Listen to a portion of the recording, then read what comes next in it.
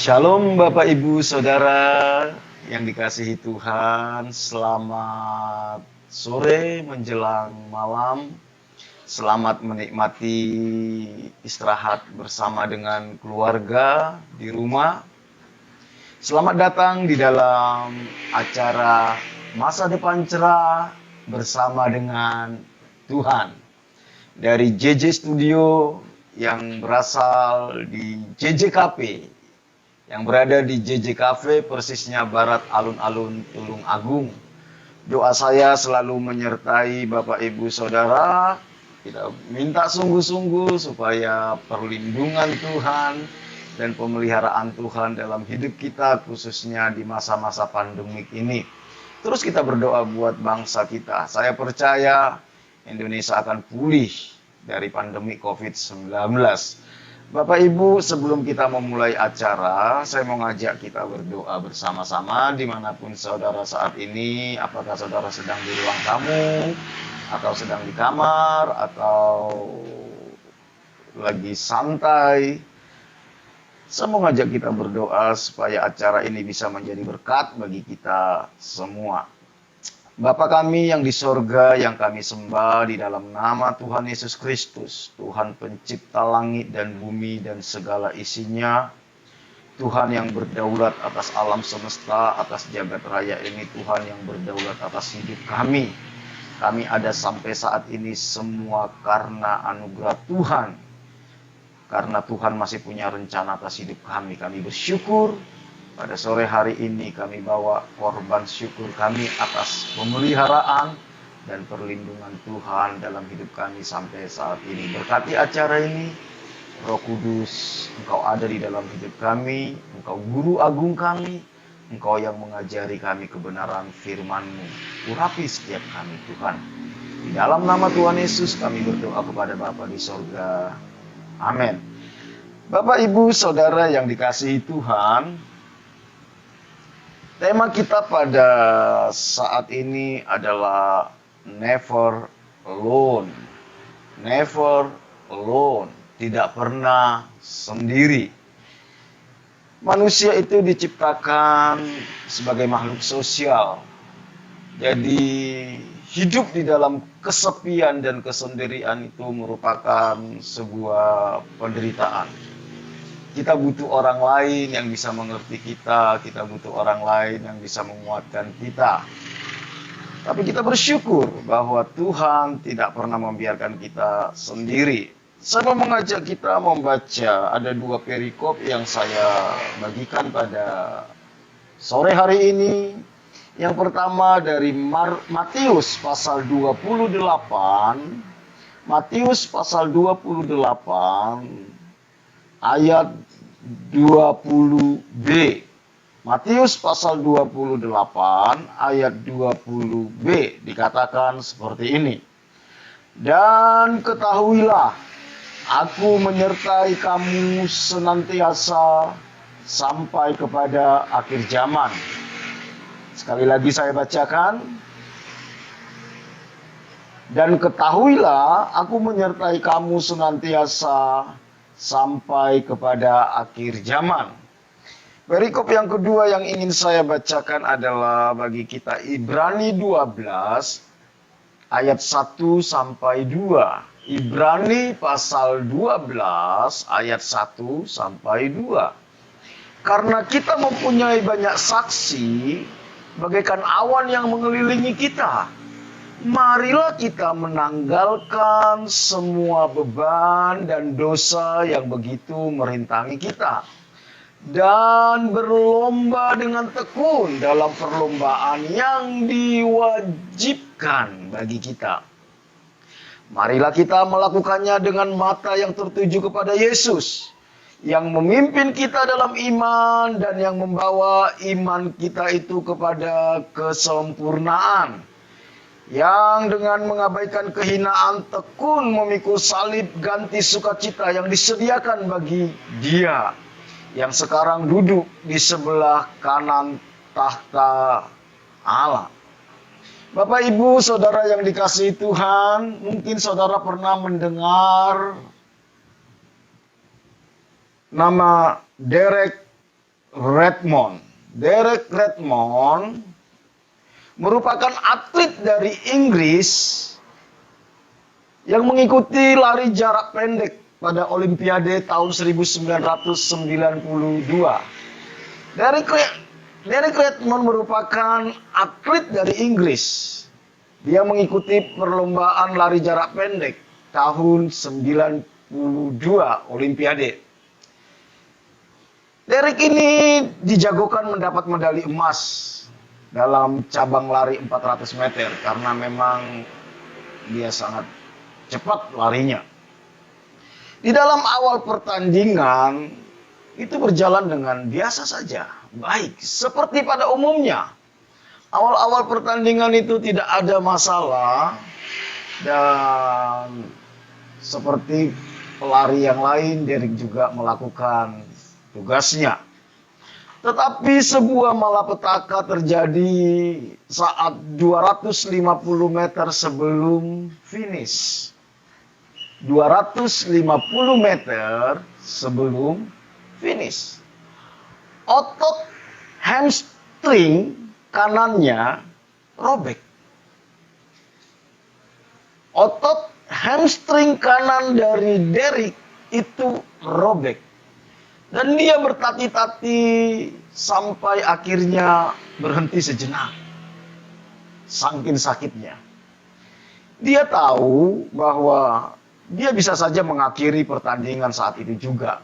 Tidak ada kewajiban bagi dia untuk menyelesaikan pertandingan itu. Dan hal yang wajar kalau di tengah jalan mengalami cedera, mengalami tragedi kecelakaan seperti itu, berhenti. Namun sejenak Derek mengingat pesan dari ayahnya.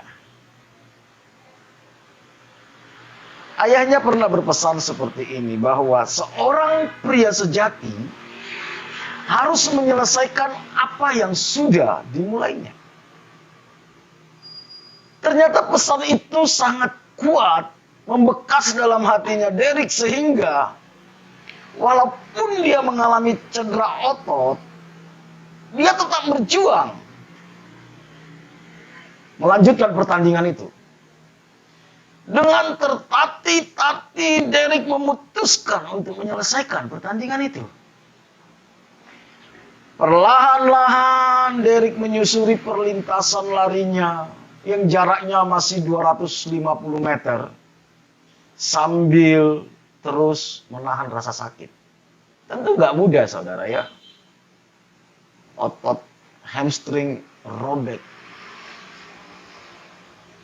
Ketika Derek melanjutkan dengan segenap tenaga yang ada pada dia, kekuatan yang ada, tiba-tiba seorang pria berlari dari pinggir lapangan menerobos petugas keamanan. Kita tahu Olimpiade itu sangat dijaga oleh tim keamanan. Ada seorang pria menerobos masuk ke gelanggang. Dan ternyata pria itu adalah ayah dari Derek. Ayah dari Derek. Walaupun ada banyak tim keamanan yang menjaga, tapi dia terobos dan sampai dia ketemu dengan Derek. Sambil berlari sang ayah menghampiri dan memeluk anaknya, saudara. Dengan penuh kasih sayang, ayahnya berkata kepada Derek, "Nak, kamu tidak harus melakukan ini. Kamu tidak harus melakukan ini." Tetapi Derek menjawab sebagai orang yang bertanggung jawab, "Tidak, ayah. Aku harus menyelesaikan pertandingan ini. Aku harus menyelesaikan pertandingan ini." Maka sang ayah dengan bangga kepada anaknya menjawab, "Oke, baiklah. Kalau begitu, kita selesaikan pertandingan ini bersama-sama." Wow. Ayahnya tidak membiarkan Derek menyelesaikan pertandingan itu sendiri. Dia dampingi anaknya, dia pegang tangan anaknya, dia buat ke pundaknya. Dibantu oleh sang ayah, Derek meneruskan perjuangan menuju garis finish.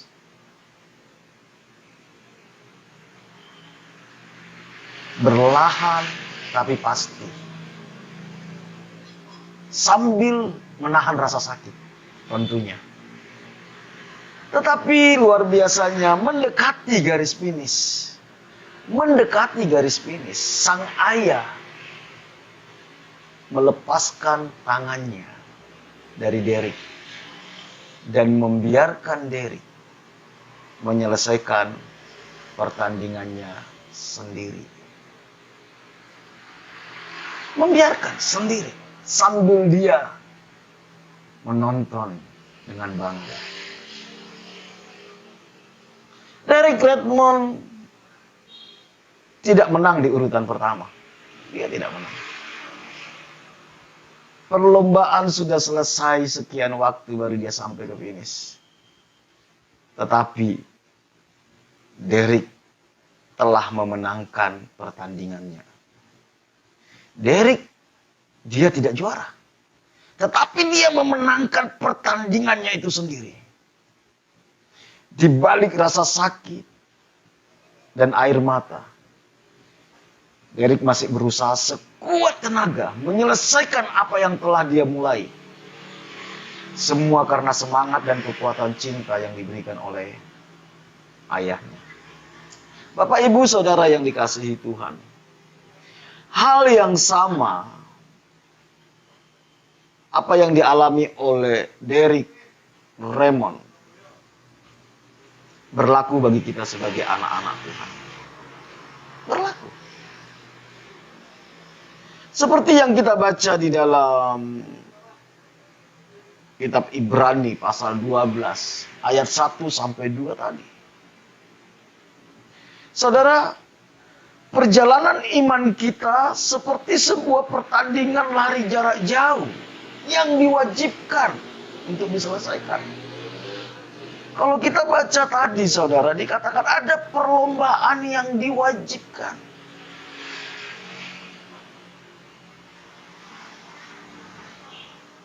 Karena kita mempunyai banyak saksi, bagaikan awan yang mengelilingi kita, marilah kita menanggalkan semua beban dan dosa yang begitu merintangi kita, dan berlomba dengan tekun dalam perlombaan dan diwajibkan. Ada perlombaan iman yang diwajibkan bagi kita sebagai anak-anak Tuhan. Dan perlombaan itu harus kita selesaikan. Dan sebenarnya, saudara, tidak semua orang boleh masuk gelanggang pertandingan. Di dalam Olimpiade, nggak semua orang boleh ikut. Nggak semua. Itu orang-orang pilihan dari bangsanya. Orang-orang spesial. Orang-orang pilihan. Begitu juga dalam pertandingan iman, saudara. Tidak semua orang di dunia ini ikut dalam pertandingan iman. Hanya orang-orang yang sudah ditebus dan diselamatkan oleh Tuhanlah yang diwajibkan ikut pertandingan iman itu. Kitalah orang-orang pilihan itu. Dan itu anugerah, saudara. Memang dalam sebuah pertandingan, saudara, selalu ada pemain, ada supporter, ada penonton. Yang menjadi pertanyaan, kita masuk di bagian yang mana? Kita di bagian yang mana? Ketika kita menjadi anak Tuhan, apakah kita bersikap sebagai orang yang ikut bertanding? Memang, saudara,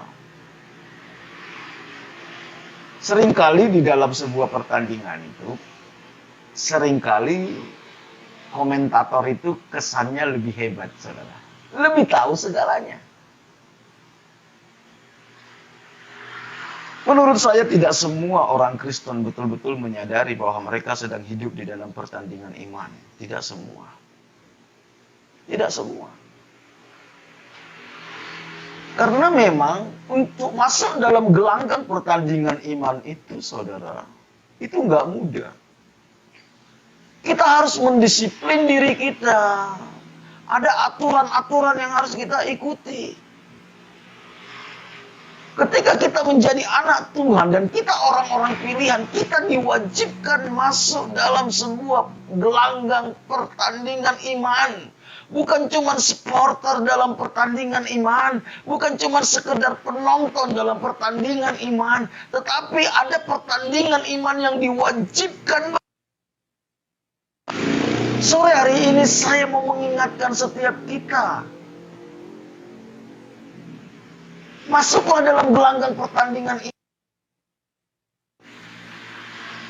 Jangan menjadi agama Kristen.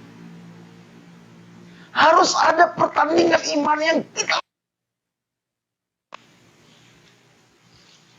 Bisa jadi kesulitan, masalah, tantangan yang sedang kita hadapi hari-hari ini adalah salah satu pertandingan iman yang Tuhan izinkan dalam hidup kita.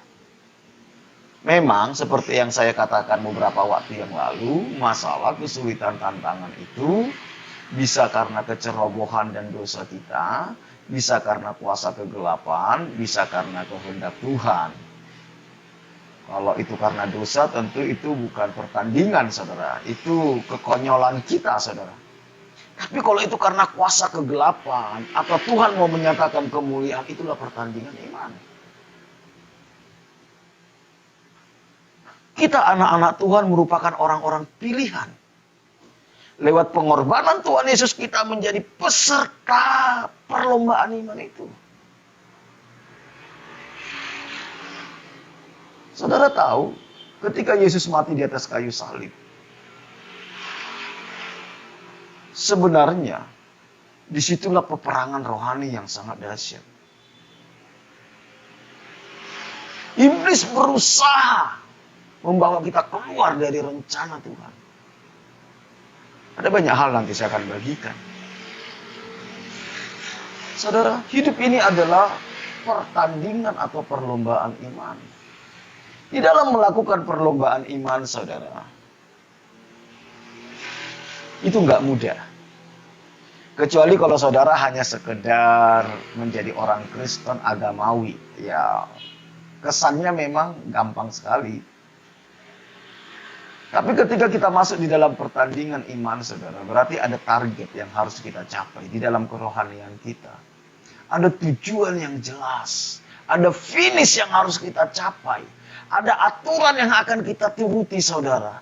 Ada hal-hal yang nggak boleh kita lakukan. Di situ. Nggak mudah. Tapi kalau kita hanya terjebak di dalam agamawi, ya yang penting saya beragama Kristen dan saya diberkati. Saya pikir bukan itu. Bukan itu tujuan kekristenan.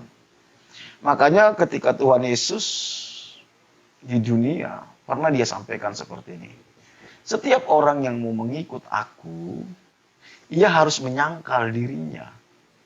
Memikul salibnya setiap hari, lalu mengikut aku. Kekristenan itu ada perjuangan, saudara. Ada perjuangan, ada tantangan. Harus menyangkal diri. Atlet, saudara. Kalau dia nggak bisa menyangkal diri, saudara, udahlah nggak jadi atlet, saudara. Saudara boleh tanya para atlet itu sebelum mereka tanding, itu makanannya diatur, istirahatnya diatur, pola pikirnya dijaga. Semuanya. Kekristenan juga seperti itu, saudara. Ketika saudara ingin masuk dalam rencana Tuhan, ingin memenangkan pertandingan iman, saudara, saudara dan saya harus siap. Sangkal diri, pikul salib. Itulah yang membuat pertandingan itu menjadi capek, saudara. Itulah yang membuat kekristenan itu menguras seluruh energi kita. Makanya Tuhan bilang gini, kalau kamu tidak rela kehilangan nyawamu, kamu tak akan mendapatkannya, saudara. Jadi anugerah itu tidak membuat hidup kita jadi mudah sebenarnya. Anugerah keselamatan yang Tuhan sudah kerjakan itu membuat hidup kita ini sebenarnya lebih sulit kalau kita betul-betul masuk ke dalam pertandingan iman itu. Lebih sulit, lebih sulit. Kita nggak berhak lagi atas hidup kita. Tuhan yang mengontrol hidup kita. Nah, disinilah pertandingan itu menjadi berat. Makanya Tuhan berikan Roh Kudus. Ada kalanya kita capek, saudara. Capek. Jenuh, burn out. Jenuh, capek. Ada kalanya kita terjatuh. Jatuh bangun, saudara. Dan ketika kita jatuh bangun, kita mulai stres. Adalah kalanya kita terluka, kecewa. Karena apa yang kita harapkan belum tentu semua terjadi. Belum lagi kita kecewa sama teman sepelayanan, belum lagi kecewa dengan keadaan, kecewa sama hamba Tuhan. Capek, terluka. Dan tidak jarang kita harus menangis. Menangis, saudara. Jadi kalau di dalam pertandingan iman saudara mengalami ini, saya mau kasih tahu. Saudara sedang dalam pertandingan yang benar.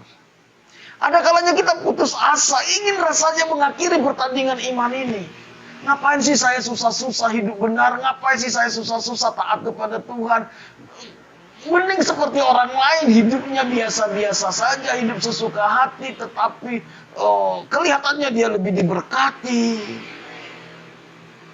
Makanya kitab Mazmur, saudara, pemazmur pernah berkata gini, kalau aku lihat orang fasik,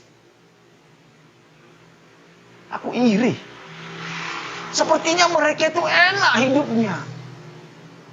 Gak mengalami kecelakaan. Saudara, saya percaya banyak dari antara kita sering mengalami itu, saudara.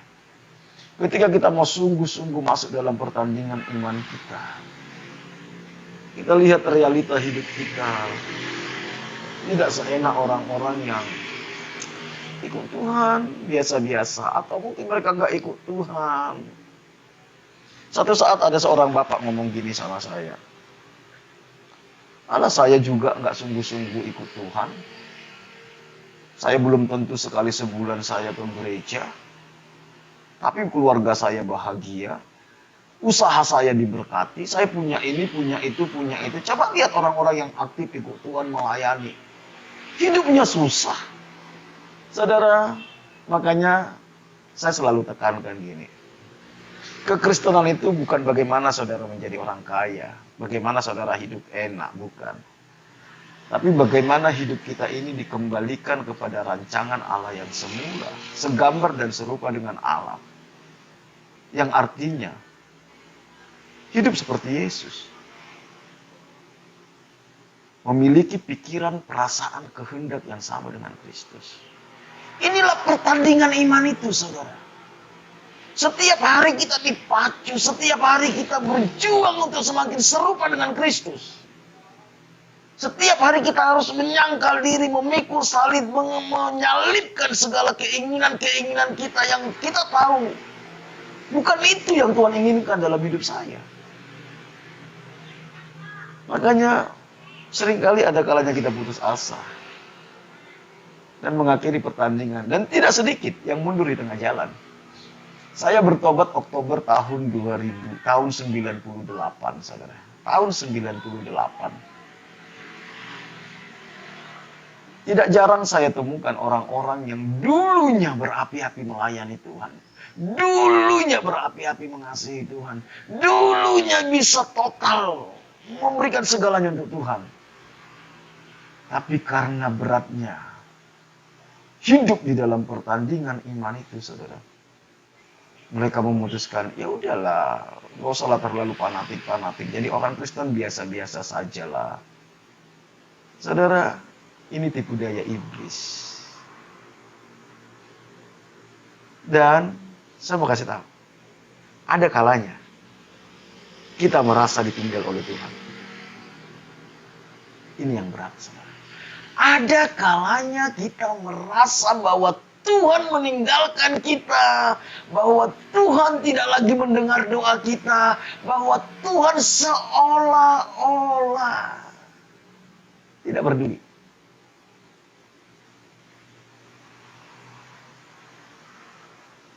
Bukankah itu yang dialami Tuhan Yesus di atas kayu salib? Dia berkata, Eloi, Eloi, lama sabachthani. Allahku, Allahku, mengapa engkau meninggalkan aku? Seolah-olah. Tapi kita bersyukur Tuhan tidak pernah meninggalkan kita sendiri. Tuhan tidak pernah meninggalkan kita sendiri.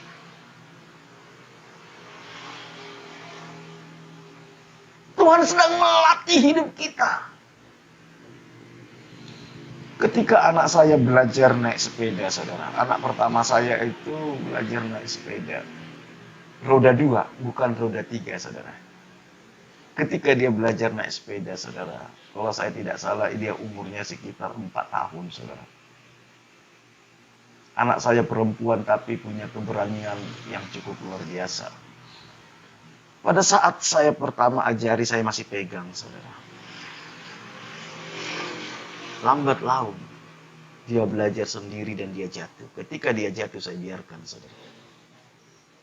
Saya biarkan. Selama saya tahu bahwa itu tidak berbahaya bagi dia. Kadang ketika dia jatuh, dia tergores, dia nangis. Saya datang dan saya bilang, gak apa-apa nak, coba lagi. Kadang Tuhan itu seperti itu, saudara. Ketika kita serius masuk dalam pertandingan iman itu, ada kalanya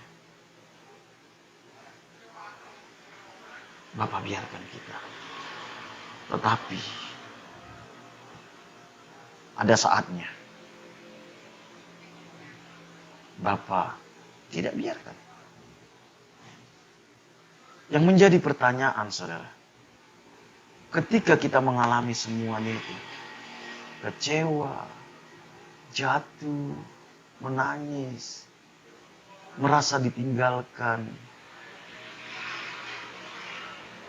masihkah kita mau meneruskan perlombaan iman kita? Masihkah kita mau? Atau kita mulai masa bodoh, apatis, tidak peduli lagi dengan iman kita? Disinilah sebenarnya hal-hal saat-saat terpenting dalam hidup kita.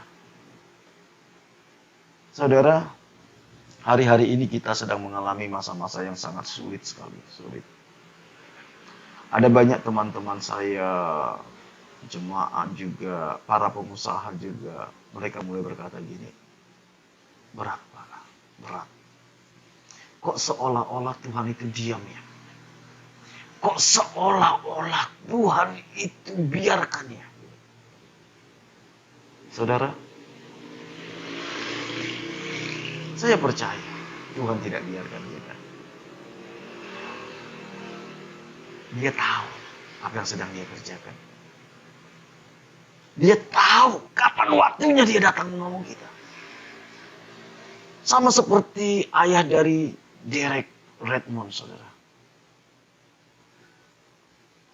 Ketika Derek masuk dalam gelanggang pertandingan, ayahnya melihat dari luar gelanggang, saudara.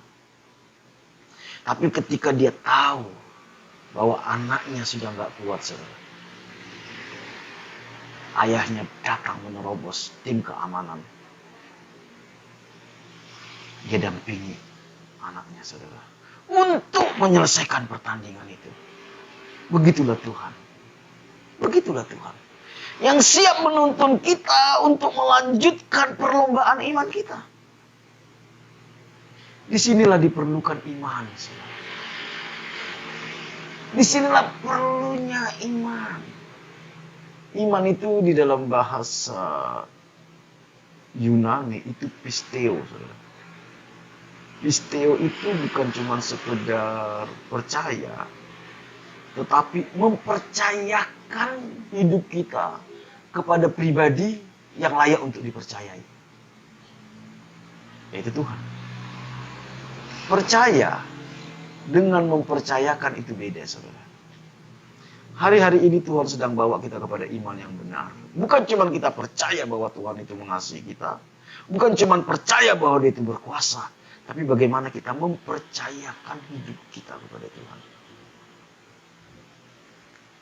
Ketika saudara dan saya mempercayakan hidup kita kepada Tuhan, maka kita akan melihat Tuhan di dalam setiap peristiwa hidup kita. Matius 28 tadi saudara yang sudah saya bacakan bagi kita. Khususnya ayat 20b dikatakan ini. Aku menyertai kamu senantiasa sampai kepada akhir zaman. Ini janji Tuhan. Dan Tuhan tidak akan mungkin mengingkari janjinya. Gak mungkin. Gak mungkin. Gak mungkin Dia tidak menyertai kita. Gak mungkin. Cuman kadang kita tidak bisa melihat kehadiran Tuhan dalam hidup kita. Karena kita sibuk dengan diri kita sendiri. Sibuk dengan ketakutan kita. Sibuk dengan keinginan-keinginan kita. Sibuk dengan ambisi kita. Sehingga kita sudah tidak lagi merasakan kehadiran Tuhan dan gak bisa melihat Tuhan. Oleh karena itu saudara, bagaimana sikap kita saudara dalam menjalankan perlombaan iman ini? Apa yang sudah kita bahas tadi di kitab Ibrani pasal 12 tadi saudara? Ada beberapa hal penting yang ingin saya bagikan. Ketika kita masuk dalam gelanggang perlombaan iman, yang pertama saudara, yang pertama, tanggalkan semua beban dan dosa. Saudara perhatikan para atlet. Atlet, apa saja. Mereka berusaha tidak ada beban dalam hidupnya. Bajunya seringan mungkin, sepatunya seringan mungkin. Saudara tidak akan pernah menemukan ada atletik saudara dalam pertandingan bawa ransel saudara. Nggak mungkin. Nggak mungkin saudara. Semua beban dia lepaskan saudara. Jangan pikul sendiri bebanmu, saudara. Apa itu beban, saudara? Apa beban itu, saudara? Beban adalah semua yang menguras energi kita, yang tidak membawa pertumbuhan rohani kita. Perhatikan, catat ini baik-baik. Beban itu adalah semua yang menguras energi kita, yang tidak membawa pertumbuhan rohani kita.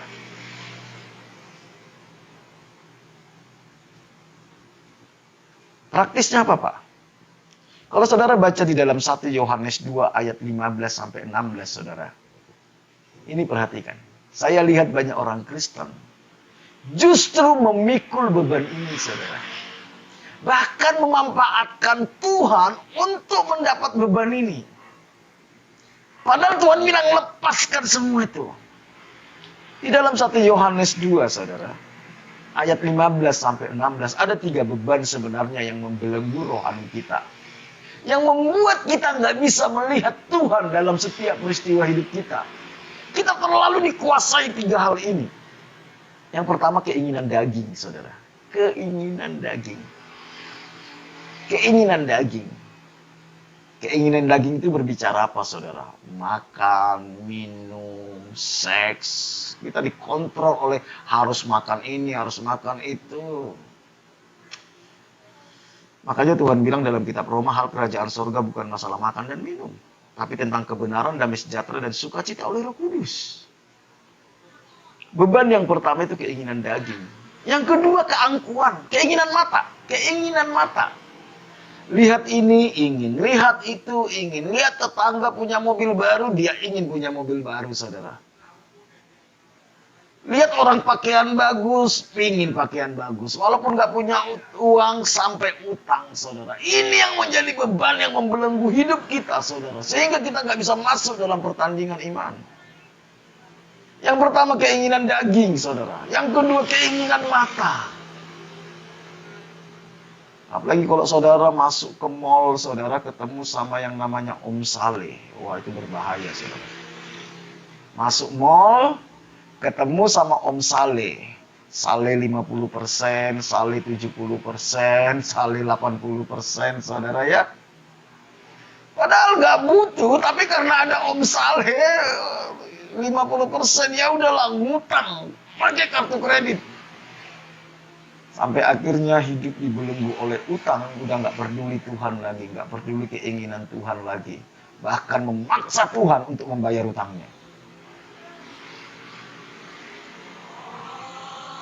Saudara,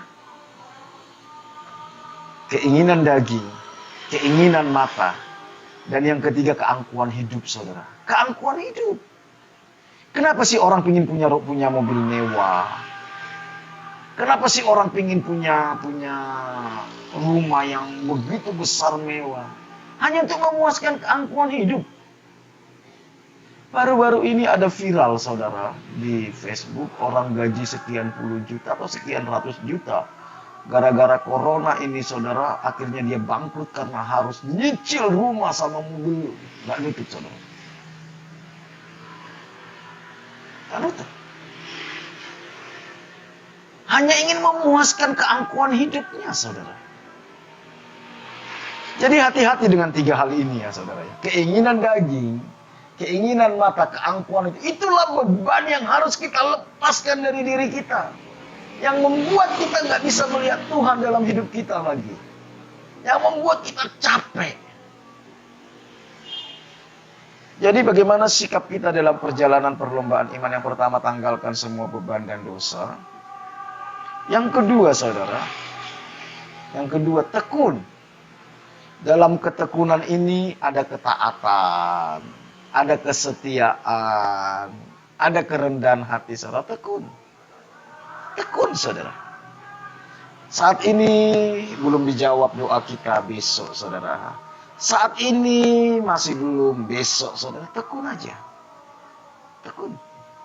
Tekun, sama seperti Tuhan Yesus.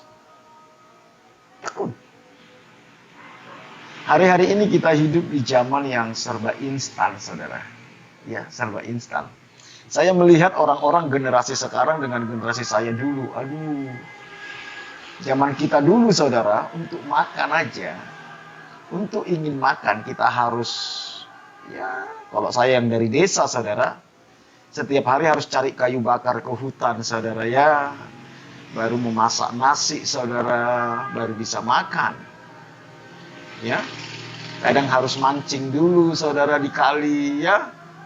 Baru bisa masak ikan. Kalau sekarang enggak, saudara. Di dalam kamar yang penting ada handphone, ada pulsa, ada GoFood, saudara. Itu membuat generasi sekarang enggak punya ketekunan, saudara. Suka yang instan, tapi semua yang instan, saudara, pasti enggak baik. Karena di dalam ketekunan itulah dibentuk karakter kita, saudara. Mungkin kenapa Tuhan belum jawab doa kita. Mungkin kenapa Tuhan belum selesaikan masalah kita. Karena Tuhan ingin membentuk ketekunan kita. Dan yang terakhir, saudara. Yang terakhir di dalam sikap di dalam menjalankan perlombaan iman adalah mata yang tertuju kepada Tuhan Yesus. Saudara, pandang Tuhan kita. Kalau 2000 tahun yang lalu, dia mati di atas kayu salib untuk menebus dosa kita. Kalau nyawanya dia sudah berikan kepada kita, saudara, gak mungkin dia tidak tolong kita. Gak mungkin dia tidak sertai kita. Gak mungkin dia tidak pelihara hidup kita, saudara. Gak mungkin. Pandang kepada Yesus. Jangan pandang pendeta. Jangan. Karena pendeta pun punya kelemahan, saudara. Jangan fokus kepada masalahmu, saudara. Jangan. Fokuslah kepada kasih setia Tuhan yang sudah mati di atas kayu salib untuk kita. Pandang. Jangan ragukan dia, saudara. Yesus pun menderita untuk melakukan kehendak Bapa. Mari, saudaraku yang dikasihi Tuhan. Jadikan Tuhan Yesus yang menjadi pusat kehidupan kita. Jadikan Yesus jadi pusat kehidupan kita. Bukan kemampuan kita, bukan karir kita, bukan harta kita, bukan pendeta, bukan pelayanan kita, tetapi pribadi Yesus. Karena itu, saudara, bersekutulah setiap saat bersama dengan Dia. Koneksikan hidup kita setiap saat kepada Dia. Koneksikan. Libatkan Dia di dalam segala hal dan izinkan Dia yang mengatur seluruh kehidupan kita. Maka kita tidak akan pernah merasa sendiri lagi. Never alone. Ada Dia yang beserta dengan kita. Ada Dia yang mengasihi kita. Mari kita tundukkan kepala kita berdoa. Kami bersyukur buat kebenaran firman-Mu pada sore malam hari ini Tuhan. Di tengah-tengah masa-masa sulit ini. Saat kami nggak tahu apa yang harus kami lakukan. Saat kami nggak tahu mau kemana meminta pertolongan. Saat kami nggak berani menatap masa depan. Kami percaya janji-Mu. Engkau menyertai kami senantiasa sampai akhir zaman. Engkau tidak pernah meninggalkan kami.